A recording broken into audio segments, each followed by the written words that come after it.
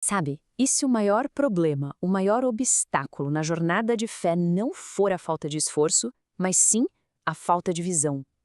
É uma ideia bem provocadora, né? E é sobre isso que a gente vai conversar hoje. A ideia de que tem muita gente que não vive Cristo simplesmente porque, bom, porque ainda não viu quem ele é de verdade. Olha só essa frase, ela vai direto no ponto, né? Tem gente tentando viver uma vida cristã sem conhecer Cristo de verdade. E esse é o maior problema. Pensa nisso, a ideia de que alguém pode estar se esforçando, sabe, tentando, mas sem o principal, que é conhecer Cristo de verdade. É uma afirmação bem forte que faz a gente parar e pensar: será que todo esse esforço está conectado com a pessoa certa? Então, é aí que a gente entra no que podemos chamar de desconexão central. O desafio, o verdadeiro desafio, não é sobre seguir uma lista de regras. É muito mais profundo. É a falta de uma conexão de verdade com a pessoa por trás de tudo isso. É, sei lá, é como a diferença entre só ler o manual de um aparelho e conversar com quem o inventou. Totalmente diferente, né? Dá uma olhada nisso aqui. É como se fossem dois mundos, né? De um lado tem o saber sobre a igreja, as regras, os costumes, é aquele conhecimento de fora para dentro. Do outro lado, a proposta é bem mais radical, conhecer a pessoa, um encontro direto mesmo com Cristo. E o ponto todo é que muita gente passa a vida inteira ali, do lado esquerdo, sabe? Sem nunca dar o pulo pro outro lado. E essa analogia nossa, é perfeita. Imagina só, é como saber tudo sobre uma pessoa, onde nasceu, o que fez, o que falou, mas nunca ter olhado nos olhos dela. A gente pode ter todos os fatos certinhos na cabeça, mas falta o essencial, o que muda tudo, o encontro, a experiência real.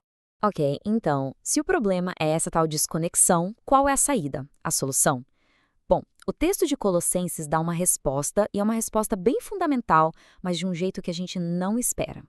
Em vez de entregar uma lista de pode e não pode, o texto convida a gente a olhar para uma identidade. A solução não está no nosso comportamento, está em quem ele é.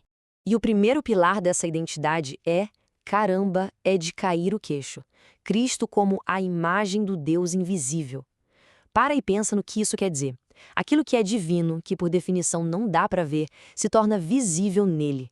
Ele não é só um mensageiro, entende? Ele é literalmente o rosto de Deus. E a coisa não para por aí, ela cresce para uma escala cósmica. Ele é o Criador de todas as coisas. Isso muda tudo. Ele não é só um personagem na história do universo. Ele é o autor da história. Tudo, absolutamente tudo que a gente vê e o que a gente nem consegue ver tem origem nele. E para fechar, o terceiro atributo. Ele é aquele que sustenta tudo. Sabe, não é que ele deu a partida no universo e pronto, deixou rolando. Não. Ele é a força que está agindo agora, mantendo cada átomo junto. É a cola que impede que tudo se desfaça. Ele é, basicamente, a estrutura da realidade.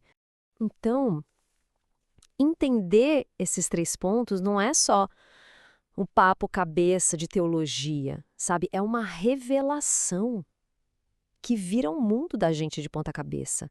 Porque, olha, quando o fundamento da fé deixa de ser um monte de regras e passa a ser a grandeza dessa pessoa, o cenário todo da vida muda. Completamente. E essa frase aqui resume a consequência de um jeito brilhante. Cristo não é parte da vida, ele é o centro. Ou seja, Cristo não é mais uma caixinha na agenda de alguém. Sabe? Trabalho, família, hobbies e Cristo. Não. A ideia é que ele é o Sol e todo o resto são os planetas girando em volta dele. É uma reorganização total do sistema.